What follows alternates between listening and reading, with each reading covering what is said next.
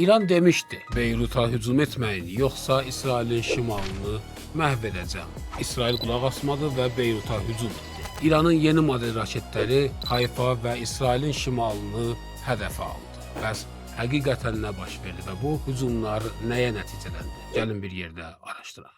Salam əleykum əziz izləyicilər, hər vaxtınız xeyir olsun.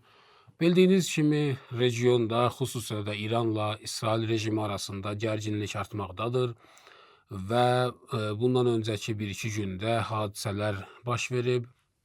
İlk öncə hadisələrin nələr olduğunu və hardan başladığını və hal-hazırdakı mən sizinlə söhbət edirəm, hara qədər gəlib çatdığını qısa şəkildə birlikdə təkrarlayaq. Sonra bu mövzunun və bu olayların təhlilini, araşdırmasını və dəqiq analizini inşallah birlikdə təkrar edək. İlk öncə bildiyiniz kimi atəşkəsdən bu tərəfə İran bir qırmızı xətt təyin etmişdi və Beyrut'a hücumların olmamasını tələb etmişdi və açıq-aşkar təhdid etmişdi və demişdi ki, əgər Beyrut'a hər hansı bir hücum başı verərsə, İran cavab verəcək və İsrail rejiminin şimalını birbaşa hədəfə alıb onlara cəza atəşi ilə öz cavabını verəcək. Bəs nə baş verdi? İsrail ilk öncə bu təhdidə görə Beyrut'a hücumlardan imtina etmişdi. Dünən günorta saatlarında Beyrut'da Livan cəbhəsinə aid olan bir binanı hədəfə aldılar.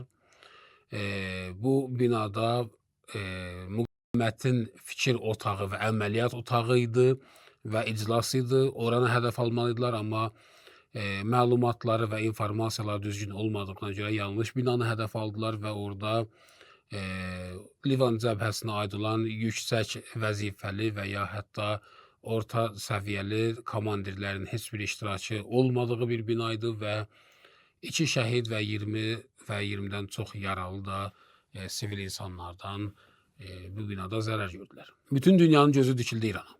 İran açıq-aşkar təhdid etmişdi. İranda 3 mühüm və yüksək vəzifəli şəxs açıq-aşkar elan etmişdi ki, Beyrut'a olan hücum dözülməzdir və cavab veriləcək. Bir, doktor Qalibov ki, İranda parlament sədridir, amma danışıqlar heyətinə nəzarət edən şəxsdir və hal-hazırda ölkədə deyilə bilər ki, ali məqamlı rəhbərdən sonra ən mühüm şəxsdir bu insan. Sonra Xatamul Ənbiya qərargahının baş komandiri, hansı ki, müharibəni idarə edən qərargahdır, oranın baş komandiri General Abdullahi də açıq-aşkar demişdi ki, əgər Beyrut'a hər hansı bir hücum baş verərsə, İran cavab verəcək.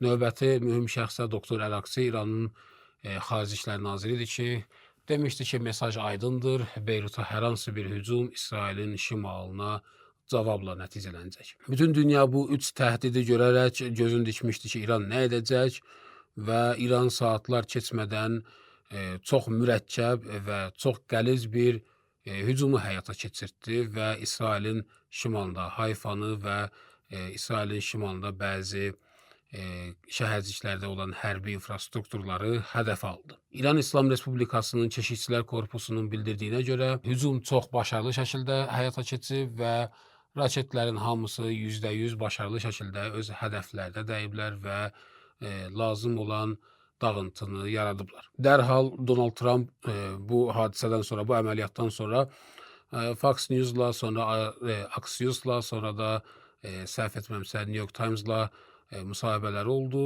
Dərhal Fox News-la müsahibəsi oldu. Biraz sonra Axios-la və biraz ondan sonra da New York Times-la.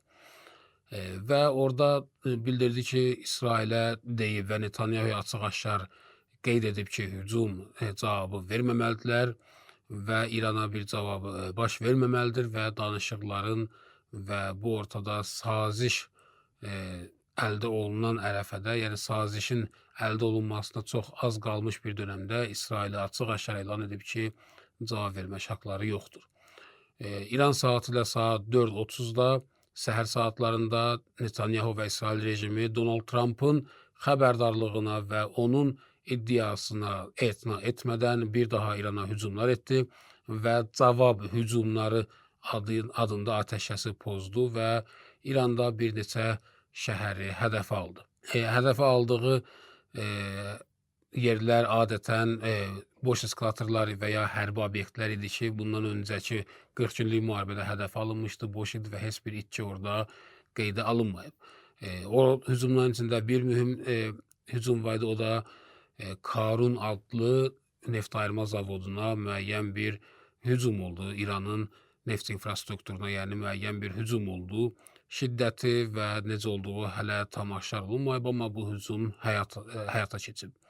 İran İslam Respublikası dərhal cavab verdi və Hayfa neft ayırma zavodunun ki, Hayfa limanında yerləşir, İsraildə hədəfə aldı. Sonra Yəmən cəbhəsi hərəkətə keçdi. Babul Məndəbi bağlayaraq İsrail rejiminə gedən və İsrail rejiminə aid olan gəmilərə Babul Məndəbi və Qırmızı dənizi bağladı və elan etdi ki, İsraili dənizdən mühasirəyə alıb və İsrailə gedən və ya İsrail mənafeyinə xidmət edən və ya İsrailə bağlı olan hər hansı bir gəmi onlar üçün legitim bir hədəfdir. Bura qədər əsas olaylar budur və gün orta saat 12-də də bəzi məhdud qarşıdurmalar baş vermişdi və bu saata qədər ki, İran saatla saat 4-dür, hələ ki olaylar bura qədər belədir. İndi bu olayları gəlin birlikdə təhlil edək. Baxın, İranın qırmızı xətti niyə Beyrutdur və niyə İran Beyrutu, Livanın paytaxtını özü üçün qırmızı xətt kimi təyin edir? Livanın şəhər salmasının, Beyrutun xüsusilə də şəhər salması necə olduğunu mən öncədən qeyd etmişəm, bir daha sürətli şəkildə qeyd edirəm. Baxın, Livanda, xüsusilə Beyrutda elə deyil ki, bütün cəmiyyət bir arada toplaşır və hamı bir yerdə yaşayır. Xeyr, Lübnanda və Livanda çoxlu tayfalar var və hər tayfanın özünə məxsus bir məhəlləsi var. Böyük məhəllələrdir. Bir məhəllədə sünnilər yaşayırlar, bir məhəllədə ərəb xristianlar yaşayırlar, bir məhəllədə ermənilər yaşayırlar. Bir təpədir ki, təpənin yuxarısından ətəklərinə qədər dürzilər yaşayırlar və Livanın paytaxtı Beyrut şəhərin cənubunda çox böyük bir prospektdir ki, Zahiyə adlanır və bu Zahiyə prospektində də şiələr yaşayırlar. 1 milyondan çox Livanda şiə var ki, onların Beyrutda yaşayan əhali Zahiyə adlanan prospektdə yaşayırlar. Və bu şiələr, baxın, İran İslam Respublikasının qurulmamışdan öncə şiələrə baxsaq Livanda, onlar qara millət idilər. Yəni, harada zəif işlər, harada aşağı səviyyəli bir işlər var idisə, o şiələrə çatırdı, harada kasıb və harada iqtisadi baxımından və ya hər hansı bir baxımından səviyyəsi aşağı olan bir vəzifələr və ya mövqelər varsa şiələrə çatırdı və onlar qara millət deyilirdi. İran İslam Respublikası Livan şiələrin üzərində böyük investisiya ayırıb və onların təhsilləri, onların yaşayışları, onların ümumiyyətlə səviyyələrini Livanda yuxarı mərtəbəyə qaldırmaq üçün böyük zəhmətlər çəkib. Və hal-hazırda Livanda elit təbəqə şiələrdir. Şiələrin özləri üçün həkimləri, professorları, özlərinə aid, öz sistemlərinə aid məktəbləri və özləri, yəni belə deyək, belə demək olar ki, Livanın yuxarı təbəqəsi hal-hazırda şiələrdir. Çünki şiələrə bu 30-40 ildə ayrılan investisiya nəticəsində onlar yuxarı təhsil alıblar, böyük özləri üçün orada güclü şəraitlər qura biliblər. Və Beyrutu hədəfə alanda, İsrail ki deyir Beyrutu hədəfə alacaq, Beyrutu tam hədəf almırlar. Bunlar Beyrutu hədəf almaq deyəndə Zahiyəni, yəni şiələr yaşayan yeri yalnız hədəf almaq istəyirlər. Və bir prospekti gələcəklər orada bombaları tökərək şiələrin yaşadığı prospekti istəyirlər ki, Qəzzə gününə salsınlar. Və bununla da bir neçə hədəfi güdürlər. Bir, şiələri zəiflətmək, iki, şiələri paytaxtdan uzaqlaşdırmaq, dediyim kimi elit adlar, dediyim kimi paytaxtda güclü siyasi mövqeləri var, nüfuzları var və Beyrutda, yəni paytaxtda bunların iştirakı çox yuxarı səviyyədədir. Onları didərgin salmaq istəyirlər, yəni Zahiyəni vurmaqla məcbur etmək istəyirlər ki, digər şəhərlərə, başqa rayonlara, başqa qəsəbələrə köçsünlər. Şiələrin birliyini orada aradan qaldırmaq istəyirlər və paytaxtdan uzaqlaşdırmaq istəyirlər. Yəni burada şiələri zəiflətmək və şiələrə qarşı orada soyqırım həyata keçirmək istəyirlər deyə İran üçün bu qırmızı xəttdir. Və onu açıq-aşkar elan etmişdi ki, bu hücum baş verərsə qarşılıqlı cavab veriləcək və hər hansı bir səviyyədə Zahiyə hücum olarsa neçə qat artığını İsrailin şimalında həyata keçirəcək. Və General Musəvi, Keşikçilər Korpusunun Hava Kosmik Qüvvələrinin baş komandiri elan etdilər ki, əl-vəd vəfa, söz verdik və sözümüzün üzərində dayandıq və neçə saat sonra İsrailin şimalına, xüsusilə də Hayfaya ağır zərbələr endirdilər. İndi zərbənin texniki baxımından mahiyyəti nə idi və strateji baxımından mahiyyəti nə idi? Bir yerdə araşdırsaq çox gözəl olar. Baxın, texniki baxımından İranın Xeybər Şəkən raketləri ki, çox sayda var, neçə min bu raketdən ən azından 40 günlük müharibədən öncəyə qədər İran raket arsenalında mövcud idi. İran bundan öncə Xeybər Şəkən raketinin birinci və ikinci nəslindən istifadə etmişdir və Xeybər Şəkən raketinin ikinci nəsli, yəni ikinci versiyası ki, birdən daha güncəllənmiş vəziyyətidir və daha güclü və daha mürəkkəb texnologiya sahib olan bir raket idi. İranın ən başarılı raketlərindən biridir. Yəni, İsrailin havada müdafiə sistemlərinin ən güclü vaxtlarında belə bu raket o havada müdafiə sistemlərini yarıb öz hədəfinə dəymək gücünə malik idi. Dünən axşam istifadə olunan raket ilk dəfə idi ki, Xeybər Şəkənin 3-cü nəsil, 3-cü versiya modelindən istifadə olunurdu və elan olunana görə bütün hədəflər dəqiq şəkildə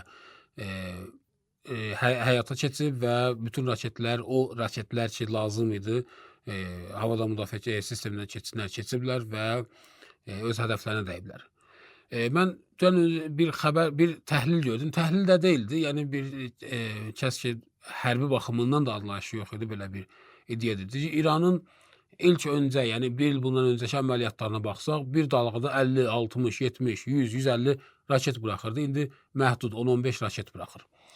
Baxın, İran 4 dalğada raket buraxdı və deyilənlərə görə 60-dan çox raket buraxılıb 4 dalğa birlikdə. Məqsəd nədir? Qabaq 50 raket bir dalğada buraxılırdısa, 50 də havada müdafiə sistemlərini çaşdırmaq üçündür. 50 raket 40-ı, 45-i çox ucuzluq və texnologiyası olmayan və zəif raketlər idi ki, havada müdafiə sistemlərini çaşdırmaq üçün 5-i, 10-u əsl və strateji raketlər idi ki, onlar hədəfə dəymək üçün atılırdı. Hal-hazırda İsrailin havada müdafiə sistemi artıq əvvəlki vəziyyətdə deyil. 12 günlük müharibə sonra 40 günlük müharibənin nəticəsində havada müdafiə sistemləri antibalistik, yəni balistik raketlərinə qarşı olan havada müdafiə sistemləri tükənmək üzrə olduğuna görə İran o əməliyyatları o həcmdə həyata keçirməyə ehtiyacı yoxdur və 10 raket atırsa 8-i, 9-u hədəfə dəyir. Yəni məhz buna görədir. Havada müdafiə sistemlərini orada işdən salıb deyə, radarları istər Körfəzdə, istər regionda sıradan çıxarıb deyə İran hal-hazırda az raket buraxmaqla, az raket atəşi açmağı ilə öz hədəflərini həyata keçirə bilir. Bu texniki baxımından. Haralar hədəfə alındı, bu da texniki baxımdan mühüm idi. İsrailin şimalında 2 hərbi baza hədəf alındı, aeroportlar ki, Zahiyəyə olan dünən günorta saatlarında Zahiyəyə olan hücumda bu qırıcılar ki, bu əməliyyatı həyata keçirmişlər, bu 2 hərbi bazadan uçuşu həyata keçirmişlər deyə. Yəni, bu əməliyyatın məbdəi və başlanğıc haraydısa, həmən yerlər hədəf alındı. Plus, bilirsiniz də, qurudan cəbhə açılıb və Livan cənubunda hər gün atışmalar gedir.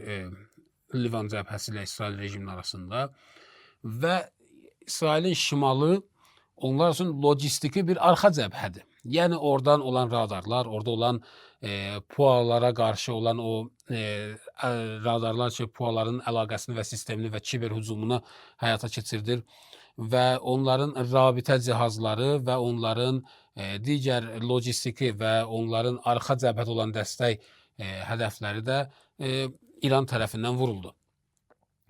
Bunun da bir anlamı var. İran bir növ Livan cəbhəsinə dəstək olaraq cəbhənin arxasını, yəni cəbhəyə dəstək olan arxa cəbhəni İran uzaqdan hədəf alıb və sıradan çıxardır və Livan cəbhəsinə bir növ, quru cəbhədə bir növ kömək edir. Və bunu da öz misilsiz, güclü və çox səviyyəli və dəqiq raketlərinin və raket texnologiyasının köməyi ilə həyata keçirilir. Bu bir növ mesaj idi ki, yəni Livan cəbhəsinə biz hər növ uzaqdan kömək edə bilərik və lazım deyil ki, biz mütləq o cəbhədə iştirak edək. Uzaqdan Livan cəbhəsinə lazım olan dəstəyimizi bildirə bilərik. Çox ağır bir zərbələr aldılar və təbii ki, hamı bilir, İsraildə senzura o qədər yuxarı səviyyədədir ki, hələ bu dəqiqəyə qədər o zərbələrin nə olduğu çıxmayıb və İran tərəfi də çox da maraq göstərmir ki, bildirsin hansı hədəflər orada nişan alıb. Hətta İsraildə və İsrail ərazisində dünən axşam hücumdan neçə saat sonraya qədər video uploadu və downloadu internetlərdə problem yaranmışdı və senzura icazə vermirdi ki, məbada oradan hansısa bir görüntü çıxar. Və sonra dərhal Trump elan etdi ki, İran dedi ki, siz hücumunuzu etdiniz, raşetlərinizi vurdunuz, mesajı çatdırdınız, artıq bəsdir. Geri dönün danışıqlar masasına. Yəni nə? Yəni Trump burada qorxur ki, birdən bu məsələ geniş miqyaslı bir müharibəyə çevrilər və ona görə də dərhal İran tərəfə mesaj göndərir ki, bu məsələni davam etdirməyin və burada da dayanın. Lakin İsrail dərhal dedi ki, biz İrana cavab verəcəyik, biz İrana qarşı əməliyyatlar hazırlayırıq və Amerikanı da özləri ilə istəyirdilər ki, yoldaş etsinlər və bu yol yoldaşı olsunlar və onlarla birgə bu əməliyyatı həyata keçirsinlər. Amerika tərəfi imtina edirdi. Təsadüfən Epstein adalarından olan dosyalardan görüntülər və bəzi faillər çıxdı ortaya. Trump'ın o İsraillə qarşı sərt münasibətindən sonra təsadüfən deyilir, amma hamı bilir ki, təsadüf yoxdur burada. Çünki Epstein'in özünün necə ali rütbəli Mossad agenti olduğunu bütün dünya artıq bilir və sübut olunub. Donald Trump iddia edirdi ki, Melania onun həyat yoldaşı bir şəxs deyirdi və deyirdi ki, o şəxs onları tanış edib və həmən şəxs təklif etdi və deyir ki, Trump evlənməmişdən öncə Melania adlı bir insan mən tanımırdım və dünənki çıxan dosyalarda bilinir ki, Melania də yəni Trump'ın həyat yoldaşı da Epstein adasında və Epstein'in vasitəsilə, yəni Epstein onları tanış edib bir-birinə və evlənməklərinə səbəb olub. Çıxan dosyalardan da biri buydu və hətta bilinir ki, Epstein hansı səviyyədə Mossad agenti olduğu hamıya aydın olduğu kimi Melania də həmən səviyyədə Mossad agentidir və İsrailə xidmət edir. Yəni Amerika prezidentinin həyat yoldaşı da İsrailin casusudur. Və bunlar niyə çıxdı? Təbii ki, dediyim kimi, yəni İsrail yenidən müharibəyə başlamaq istəyir. Donald Trump isə və Amerika bunu istəmir və yeni geniş miqyaslı bir müharibə üçün hal-hazırda özlərində heç bir hazırlıq və şərait görmürlər. Niyəsi də aydındır. Çünki 40 günlük müharibədə resurslarını tükənmək üzrə qədər apardılar. Bu müharibəni o qədər mühüm, o qədər ağır və o qədər ciddi hücumlar etdilər ki, öz resurslarını, öz strateji silahlarını istər müdafiədə, istər hücumda əldən vermək üzrə idilər. Amma istədikləri hədəflərin heç birini əldə edə bilmədilər. İranda nə hakimiyyəti devrə bildilər, nə zənginlənmiş uranı əldə edə bildilər, nə İranın atom enerji sənayesinə nəsə bir zərbə endirə bildilər, nə də İran və İran müttəfiqlərinin arasında olan o birliyi aradan aparıb hər hansısa bir bu haqq cəbhəsindən hər hansısa bir cəbhəni işdən sala bildilər. Bilirlər ki, əgər hər hansı bir hücum baş verərsə, bilirlər ki, əgər geniş miqyaslı müharibə başlayarsa, nəticə onlar üçün neçə qat daha artıq olacaq və daha ağır olacaq və onlar üçün böyük bir rüsvayçılıq olacaq. Amma digər tərəfdən də hamıya aydındır ki, Epstein dosyaları ilə onu hədəlirlər, onlardan qorxur və məcburdur ki, onların sözlərinə qulaq assın. Baxın, burada bir sual yarana bilər ki, yəni əgər biz deyiriksə ki, Amerika hazır deyil bu müharibə üçün, əgər biz deyirsə Amerika çətin vəziyyətdədir və geniş miqyaslı müharibəyə hazır deyilsə və qarşı tərəfdən də görürük ki, İsrail geniş miqyaslı müharibənin tərəfdarıdır və istəyir ki, yenidən müharibə başlasın, onda deməli ki, İsrail yaxşı vəziyyətdədir və onlar müharibə edəcək şəraitləri var. Xeyr, belə deyil. Baxın, burada fərq var. Əgər Amerika ağır vəziyyətdədirsə, mən sizə əminliklə deyirəm ki, İsrail 5 qat daha artıq böhran yaşayır. Əgər Amerika təzyiq altındadırsa, İsrail ondan 10 qat daha artıq təzyiq yaşayır. Sadəcə, baxın, burada nəticələr fərqlənir. Bu müharibədə məğlubiyyət Amerika üçün hansı nəticələr əldə edəcək? Amerika böyük bir dövlətdir, Amerikanın çox gücü var və Amerika maksimum burada itirəcəyi öz hegemonluğudur, amma süper güc kimi yenə də qalacaq. Amerika dövləti aradan qalxmayacaq, Amerika parçalanmayacaq, Amerikanın gücü süper güc kimi qalacaq, hegemonluğunu yalnız əldən verəcək. Amma İsrail isə bu müharibənin sonunda məhv olmağa məhkumdur. 1 il, 2 il, 3 il, 5 il, 10 il nə qədər çəkəcəksə bilmirəm, amma əminəm ki, 15 il görməyəcək. Çünki ali məqamlı rəhbərimiz neçə gün öncə bir daha xatırlatmışdı və demişdi ki, İsrail növbəti 15 ili görməyəcək. Və İsrail bunu görür. Yəni bu qədər qanlı qadalı müharibə, 40 gün vursunlar İsrail üçün bunlar nə mühüm idi? Bütün dünyaya və xüsusən də İsrail içindəki yaşayan o yəhudi cəmiyyətə demək istəyirdilər ki, İsrail müharibələrdən uzaq və təhlükəsizlik üzərində qurulan bir ölkədir. Hal-hazırda İsrail nədir? İsrailə Avropanın bütün uçuşları dayanır, İsrailə iqtisadi baxımdan investisiya qaçır İsraildən və ağıl və ziyalı insanlar hamısı qaçırlar oradan, təhsil alınmış insanların hamısı qaçırlar İsraildən və İsrail müharibə yaşayan bir ölkə çevrilir və bu məhvə məhkum qalan bir ölkə. Bu qədər qanlı qadalı hücumlar, müharibələr, bu qədər zərbələr, bu qədər İsrail üçün ağır ödənişlər idi bunlar hamısı. İsrailin bir növ qumarı idi bu müharibə. Etdi və nəticəsində nə baş verdi? İsrail və məhkumdur. İsrail gün-gündən vəziyyət ağırlaşır. Qarşı tərəfdən isə super güc bir İran çıxır. Nəinki təkcə regiona, nəinki təkcə ətraf ölkələrə, bütün dünyaya göstərir ki, İran super gücə mən. Bütün dünyanın İranla olan əlaqələr dəyişilir bundan sonra. Bütün dünyaya özü super güclü, iqtidarlı bir dövlət kimi təqdim edir. İran daxilində cəmiyyət birləşir, İran xalqı birləşir. Ərəb ölkələri, Fars körfəzindəki ərəb ölkələrində İran bundan sonra yeni qaydalar tətbiq edir, qaydalar təyin edir və deyir ki, siz bunlardan tabe olmalısınız. İsrail üçün dözülməzdir. Və ona görə də vəziyyəti mürəkkəbləşdirmək istəyir, ona görə də vəziyyəti gərginləşdirmək istəyir. Amerikanı bir daha İranla müharibəyə vadar etmək istəyir ki, orada qanunsuz və qeyri-lazımlı və o açıq deyim, atom bombası ilə İranı istəyir ki, Amerika vursun. Bir neçə atom bombası ilə paytaxta və digər böyük şəhərlərə İranı onunla da diz çökürdü, özü üçün bir nəfəs açmaq istəyir. Yəni eskalasiyanı artırıb, vəziyyəti o qədər gərginləşdirmək istəyir İsrail ki, Amerika məcbur olub İrana nüvə silahı ilə hücum etsin. Ona görədir ki, bu qədər tələsir və bu qədər İsrail özünü daşa dağa vurur ki, Amerika və İsrailin İranla cəbhəsi yenidən açılsın. Çünki itirəcəyi şey bütün dövlətçiliyidir, itirəcəyi şey onun varlığıdır. Amma Amerikanın itirəcəyi o qədər də böyük deyil. Ona görə ortada bu ciddi problem var. Amma Trump bunlardan qorxur. Bu dosyalara görə və bu kompromatlara görə. Ona görə də çarəsiz vəziyyətdə qalıblar. Bəs çarə nədir? Baxın, çarə qayıdır, mövzunu həll etməlidir. Amerikanın gizli və kölgədə olan dövləti. Hansı ki, o haqda danışmışıq öncə və bundan sonra əgər vaxt olarsa ətraflı izahlar verərik.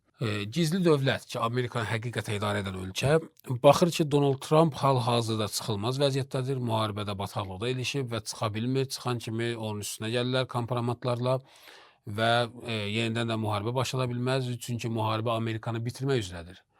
Və burada bizim o bütün təhlillərimiz məna tapır. Burada bizim o müharibədən öncəkindən bu günə qədər dediyimiz sözlər hamısı məna tapır ki, bu quduz it ki, hamı bilir, yəni bütün dünya bilir ki, İsrail Amerikanın quduz itidir. Amma hal-hazırda bu quduz it artıq öz sahibinin sözünə də qulaq asmır. Trump gəlib deyir ki, hücum etmə, cavab vermə və amma Netanyahu və İsrail rejimi Trump'ın sözünə etina etməyib İrana hücum edirlər. Bu göstərir ki, bu quduz it artıq öz sahibinə belə hürür və kontroldan çıxıb. Ona görə bu gizli dövlət işə keçməlidir və Donald Trump'ı qurbanlıq kimi bu ortada aradan aparmalıdırlar. Çünki Amerika məhv olur bu müharibənin davamı ilə. Və o gizli dövlət dəqiq bilir ki, ikinci dəfə müharibə başlayarsa, necə ki, bir cuşəsini Yəmən artıq başlayıb və Babul-Məndəbi bağlamaqla Qırmızı dənizdə İsrailə qarşı mühasirəni həyata keçirsə, bu Tel Avivdən öncə Vaşinqtona bir mühüm mesajdır ki, Babul-Məndəb belə bağlana bilər. Baxın, əgər bunlar neftin qiymətini bu dəqiqəyə qədər $100-120 arasında saxlaya biliblərsə, Ərəbistanın Qırmızı dənizdən çıxan neftinin nəticəsidir. Ərəbistan 7 milyon barelə qədər gündə neft çıxardır və Qırmızı dənizdən bazara göndərir ki, o Hörmüz boğazının bağlanmasını müəyyən miqdarda az da olsa balans edə bilsin və üzr istəyirəm, neftin qiymətini qoymasın ki, yuxarı qalxsın. Hal-hazırda 100 gündür ki Hörmüz boğazı bağlıdır. Hal-hazırda 100 gündür ki dünya neftinin 20% bazardan silinib. Hal-hazırda 100 gündür ki Amerika və Kanada və digər böyük ölkələr öz strateji neft ehtiyatlarını bazara buraxmaqla kontrol etməsilər, strateji neft anbarları boşalmaq üzrədir. Bu anda Hörmüz boğazına əlavə Qırmızı dənizlə bağlanarsa dünya üçün necə böyük bir faciə ola bilər? Vaşinqton çox yaxşı bilir. Neftin qiymətini $200 dərhal qaldıra biləcək bir boğazdır bu Babülbəndə boğazı ki, Yəmən cəbhəsinin ixtiyarındadır. Ona görə Trump burada qurbanlıq getməlidir. Trump'ı burada necə ki başlayıb. Baxın, Milli Məclisləri Konqresdə artıq səs vermələr baş verir və Trump'ın səlahiyyətini, müharibə səlahiyyətlərini əlindən almaq məsələsi aydınlaşır və ondan sonra da Senada. Sena bildiyiniz kimi, yəni Milli Məclisdə hər şəhərdən nümayəndələr var, Senada isə hər ştatdan nümayəndələr var. Və Senada, yəni orada bu səs vermələr həyata keçir və respublikaçılar da artıq demokratlara qoşularaq Trump'ın əleyhinə səs verirlər və bu onun göstəricisidir ki, Vaşinqtonda artıq bu qərar var ki, Trump'ı məhbus etmək, Trump'ı işdən salmaq, prezidentin səlahiyyətinə, hətta prezidentlikdən xəl etməyə qədər lazım olsa edəcəklər, Trump'ı qurbanlıq verəcəklər ki, Amerikanı bu vəziyyətdən xilas etsinlər. Bu bir düşüncədir ki, və bununla da bitə bilər. Yəni bu qarşıdurma yalnız bununla bitə bilər. Niyə? Çünki İran burada saziş və ya sülh istəmir. Baxın, sülh nə deməkdir? Sülh bu deməkdir ki, iki tərəf oturur, bu müəyyən imtiyazlar verir, digər də müəyyən imtiyazlar verir. Hər iki tərəfin mənafe təmin olunaraq razılığa gəlirlər və sülh bərqərar olunur. Razılaşmada isə, sazişdə isə, saziş, razılaşma deyil, sazişdə isə bu deməkdir ki, bir tərəf müharibənin qalibi kimi oturur, digər tərəf isə məğlub kimi oturur. Qalib olan tərəf öz istəklərini deyir. Məsəl üçün, əgər quru cəbhə varsa, deyir ki, mən sənin ölkə daxil olmuşam, 30%-nin qabağa gəlmişəm, paytaxtıva gəlmirəm, buradan qalıram, əvəzində filan şərtləri mənim üçün həyata keçirməsən. Belə bir misallar. Saziş İran istəyir. İran istəyir ki, Trump və Amerika heç bir nəticə əldə edə bilməsin bu müharibədən və yalnız İranın istəkləri bu danışıqlarda həyata keçsin. Və tam da istəyirlər ki, Amerika prezidentinin ifadələrindən və ya elə bir saziş ortaya çıxsın ki, bütün dünya baxsın ki, bəli, burada Amerika məğlub oldu. İran bunun üçün vuruşur. Və əgər belə olmasaydı, İran balaca bir imtiyazlar verməyə belə razı olsaydı, bu da indiyə qədər çoxdan qurtarmışdı. Necə ki, bundan öncə o zəncirlənmiş uran haqqında da onların israrlarını açıq-aşkar necə olduğunu mən dəfələrlə izah etmişəm. Və ona görə, yəni İranın bu istəkləri Amerikanın məhvinə doğru gedirsə, artıq burada bir qurbanlıq lazımdır ki, bu müharibəni bitirmək üçün və bu müharibədə İranın və İran müharibəsindən xilas olmaq üçün yalnız Donald Trump'ı qurbanlıq verməlidir. Mən başqa bir yol Amerika üçün görmürəm burada. İranın neft ayırma zavoduna ki, bunlar hücum etdilər. Səhər saatlarında Karun adlı neft ayırma zavoduna hücum oldu İsrail tərəfindən və dərhal İran Hayfada neft ayırma zavodu ki, sahildədir, onu hədəfə aldı. Limanın yaxınlığında olanda. O çox mühüm bir mesaj idi və dərhal ondan sonra da Xatəmül Ənbiya qərargahı belə bir elan etdi ki, növbəti dəfə əgər İranın neft infrastrukturları hədəfə alınarsa, bütün regionun neft infrastrukturlarını İran hədəfə alacaq, təkcə İsrailin deyil. Hayfa neft ayırma zavodunu deyib yanından sadə keçmək düzgün olmaz. Onu gərək daha açıq və daha dəqiq izah edək. Hayfa enerji mərkəzi ümumilikdə, ki, içində neft ayırma zavodu da var, elektrik stansiyaları da var. İsrail rejiminin enerjisinin, neftinin, yanacağının 60%-ni təmin edən mərkəzdir. Yəni, hər hansı bir maşın əgər benzin vurursa İsraildə, o benzinin 60%-i Hayfa neft ayırma zavodundandır. Əgər hər hansı bir qırıcı qalxırsa, o qırıcının yanacağının 60%-i Hayfa neft ayırma zavodundandır. Əgər orada evlərin elektriki varsa və işıqlar və soyuducular, televizorlar və hamısı orada işləyirsə 60%-i Hayfa neft ayırma zavodundandır. Ona məhdud zərbə ilə İran göstərdi ki, oranı mən yerlə ihsan edə bilərəm. Oranı bitirmək bir növ İsraili bitirmək deməkdir. İsrailin 60% enerjisini sıradan qaldırmaq artıq İsraili dizə çökürmək anlamına gəlir. İran bununla da çox mühüm mesaj verir ki, bir daha əgər neft infrastrukturlarına və ya enerji infrastrukturlarına hər hansı bir zərər dəyərsə, Hayfa neft ayırma zavoduna elə şiddətli zərbələr vuracaq ki, artıq əvvəlki vəziyyətə qayıtmasın. Bəli, bu çox mühüm məsələ idi. Baxın, bu əməliyyat ki, dünən axşam İran tərəfindən baş verdi, bu strateji bir əməliyyat idi, taktiki deyil idi. Taktiki, yəni müvəqqəti balaca olan bir addımlar ki, qələbəsi də balaca və müvəqqəti olur. Strateji isə yəni yekun, yəni böyük, yəni tale dəyişən, tale yüklü və tarixdə müzakirə olunan bir məsələ, strateji əməliyyat idi bu. Məncə, hətta deyərdim ki, regionun və Orta Şərqin tarixində olan ən strateji əməliyyatlardan biridir bu. Niyə? Baxın, İran ilk dəfə idi ki, özündən müdafiə xarakterli əməliyyat etmirdi. Həmişə, istər birinci və sadiq vəddə, ikinci sadiq vəddə, üçüncü 12 günlük müharibə idi, sonra 40 günlük müharibədə, hamısında İran ərazi bütövlüyü, İranın suverenliyi pozulmuşdu və İran özündən müdafiə olaraq bu hücumları həyata keçirmişdi. Ya İrana hücum olmuşdu, ya İranın səfirliyini vurmuşdular. Hətta Amerikanın İraqdakı bazasını vuranda İranın generalını şəhid etmişlər və ona cavab olaraq. Yəni, nə vaxtsa İran bir hücum edibsə, o müdafiə xarakterli olur. Dünən axşamki amma hücum İran suverenliyinə, İranın ərazi bütövlüyünə və İranın mənafeyinə heç bir zərər dəyməmişdi. Beyruta hücum olmuşdu və İran cavab verdi. Yəni, hücum xarakterli bir əməliyyat ilk dəfə idi ki, İrandan həyata keçdi. İlk dəfə idi ki, İran müqavimət cəbhəsinin hər hansı bir mənafeyinə görə atəş açırdı və bu səbəb oldu ki, açıq-aşkar görünsün ki, İranın artıq hərbi doktrinası tam dəyişilib və müdafiədən hücum xarakterinə keçib. Və bu da ali məqamlı rəhbərimizin, İran Ali Baş Komandanı olan Ayətullah Seyyid Muçtaba Xamneyi ağanın gözəl və yerində və möhtəşəm tədbiri ilə və tapşırığı ilə həyata keçib. Bu, Ali Baş Komandanın iqtidarı və onun heybəti və onun ölkədə olan nüfuzu, yəni bunlar nə deyirəm, onun göstəricisidir. Bəziləri deyirlər ki, danışıqlara rəhbəri məcbur ediblər ki, razılıq versin. Bəziləri deyirlər ki, rəhbərin xəbəri. Bunların hamısını məhv edən bir əməliyyat idi bu. Yəni ki, ölkədə yekun qərarı verib, ölkənin bütün rəhbərliyi gəlir Ali Baş Komandir ki olan ali məqamlı rəhbərin nəzərinə tabi olur və bu hücumu həyata keçirilir. Bu hücumda da göstərir ki, mən geniş miqyaslı bir müharibəyə hazıram. Niyə? Çünki bilir İsrail cavab verəcək və İsrailin cavabına cavab verəcək. Hətta geniş miqyaslı müharibəyə qədər gedə bilər. Bu, Ali Baş Komandirin, ali məqamlı rəhbərin misilsiz, gözəl və əzəmətli bir qərarı idi ki, atası kimi öz vədəsinə əməl etdi və dediyini həyata keçirdi. Trumpla və Amerika ilə İsrailin arasındakı bu gərginlik də artmaqdadır. Bu münasibətlərinin arasında, çünki onlar müharibəyə bir daha sürüşləmək istəyirlər İsrail tərəfi.